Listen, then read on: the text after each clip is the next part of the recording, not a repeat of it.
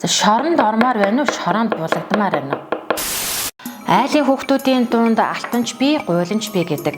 Анхны 126 гишүүнтэй парламентод ёстой л аламсанч байна, шуламсанч байна. 9 шидэн бүрдсэн хулгайч, лойвэрч, шуналтан, заллиг, шантааччин, за төлөвшөөгүй нэгэн, за бүр хөлсний алуурчинч байх шиг байна. Захин орчин дахь жүжиглэлтийн хоронзон гишүүн бодит байдал дээр байдаг юм байна. Тэр нь ардчилсан намын жагсаалтаар 16-д бичигдэж, улсын хурлын гишүүн болсон Мөх Туяа. Улсын хурлын гишүүн Мөх Туяа 4 хүүхдийн гудамжинд хөөж гаргана гэж сүрдүүлж байгаа. Хэл ам хэлж байгаа үг өгүүлдэл биеийн хилэмжинд хүртэл гудамжных. Яавч улсын хурлын гишүүн лав биш. Тэгээ чи бичдэг хийгээд гаргуулъя. Юу гэж хандсан шүү.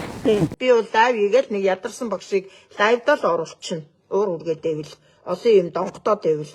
Миний мууг үзэж элдвлэж ягаад зарим нь шоронд, зарим нь шороонд булагдсандаа хөөрхий хэмээн сүрдүүл занал хийлдэг гишүүн. Ингэж бичсэн гишүүн танаас асуух нэг асуулт байна. Та хичнээн хүнийг шоронд оруулж, хичнээн хүнийг шороонд булсан бэ? Жагсаалтын сул тал нь 2024 оны сонгуул холимог системээр явагдаж, жагсаалтаар хаа хамаагүй хүмүүс орж ирсний гайны юм.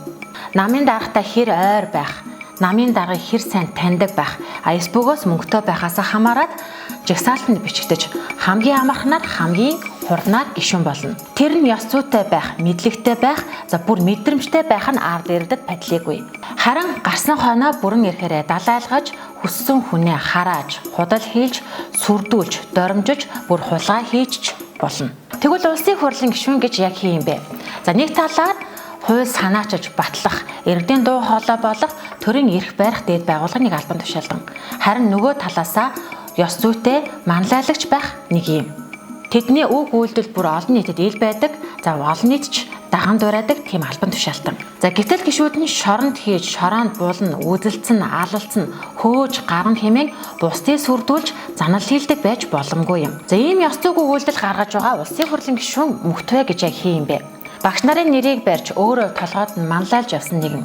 За бас болоогүй олон нийтийн хандвийг авч ашиглаад буцаагаал хийчихсэн нэг эрхэм. Тухайн үед одоо тэр байрны хандив цугласан мөнгө та 25-ын та хувьдаа авсан юм байна. Мөнхбаатар багш 25 саяын хувьдаа авсан мэдээж байгаад байна. Ингээд та. Би үгүйч хувьдаа 25-ыг авах үедээ тэр чинь тэмцээний үеэр бид нар гуруулаа идэр чухлан бид нар гуруулаа ярилцж байгаа мөнгө аваад буцаагаал хийсэн мөнгө.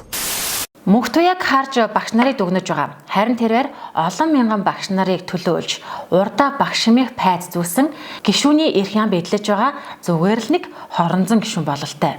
Улсын хурлын гишүүн Мөх Туяагийн ёс зүйгүй ийм увайг үйлдэл нь парламентын босцоогоо ямар бага болсныг илтгэн. За парламент нь ийм гишүүдтэй хариуцлага тооцдог, эргүүлэн татдаг байх нь зарчим. Жагсаалтаар орсон улсын хурлын гишүүн Мөх Туяад хариуцлага тооцох нь зүүн хэрэг юм.